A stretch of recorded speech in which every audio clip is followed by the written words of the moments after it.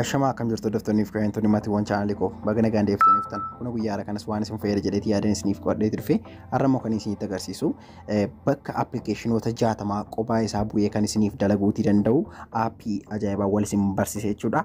Aappiin kun meegaabaaytii baay'ee xiqqaa ta'e iddoo suuraa lamaallee kan qabachuu hin dandeenyedha.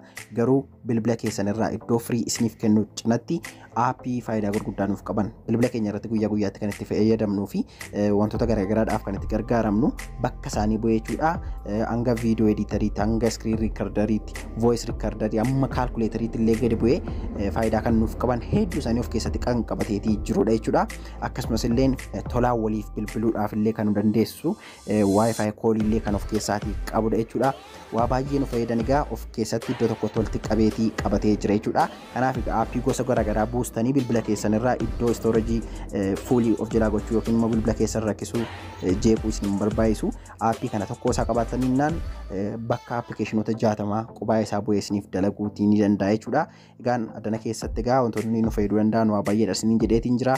Fakkeenyaaf amma bilbila keessan irratti screen recorder yoo barbaadan amma kan ittiin isin barsiisaati jiru screen bilbila koo irraa kanatti isin agarsiisaati jiru screen recorderiidha. Aappii kana keessaa dhuftanii argachuutii ni dandeessu jechuudha. Saamataa isaallee kun amma akkuma agartanii iddoo kanarraati screen recorder jedha waan ta'eef qulqullina barbaadaniin amma full HD'tti kunoo ilaaluutii ni dandeessu.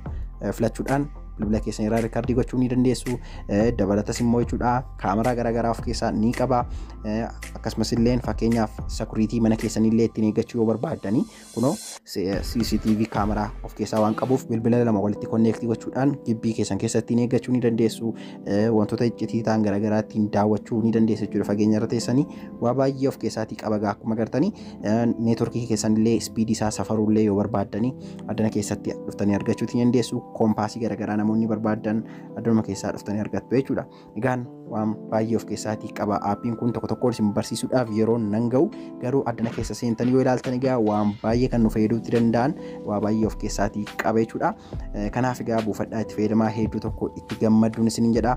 Akkuma agartan namoonni wantoota garaagaraa safaruullee barbaadanii akkuma agartan termoomeetirii garaagaraa akkasumas immoo koompaasii dabalatas immoo jechuudha speedii wanta tokkollee kan to'achuutii danda'u kan safarellee isinitti muutii danda'a. Egaa buufadhaatti fayyadamaa hedduu tokko itti gammaduun isiniin jedha. Kan isinitti tolu abdii guddaan qaba. Aappiin kun Play Store keessatti in argamu jechuudha. Maqaan isaa All Tools jedhama. Play Store keessa hin jiru. Liinkii isaa description boxii qaxxitaa akkasiin gadi buufachuutii dandeessan isiniif kaa'etan jira jechuudha. Liinkii isaa addaan jalaatii argattu. Barreeffama viidiyoo kootiirra yeroo kamitti yeroo isin tuqxan akkaataa kanaa liinkii gadi isiniif baasa. Saniin booda liinkii sana yeroo isin tuqxanii garni isin geessu gara weebsaayitii haala kanaatiin isin fide jechuudha. Saniin booda gaa addanirraatii akkanatti suuta jechuun gadi buutanii jechuudha.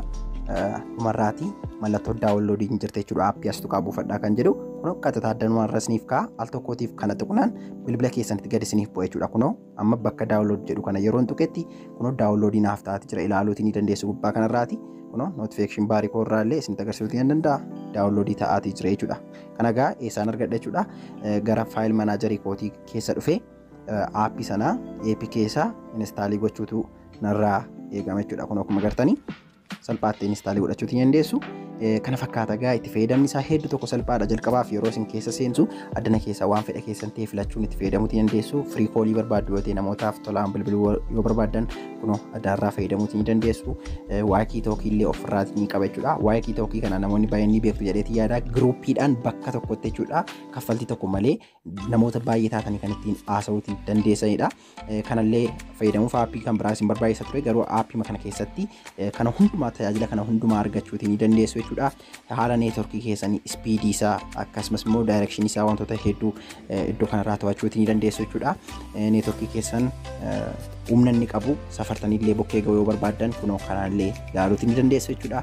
Hedduu tokko aappii ajaa'iba ta'e kan namatti toludha jechuudha. Baay'ee tokko itti gammadu jedhee abdii guddaa nan qaba. Hedduu itti gammadee waan jiruufan isiniif qabadheetti dhufee buufadhaa itti fayyadamaa liinkii isaa description boxii jala jiran isin jedha hordoftootiyyaa.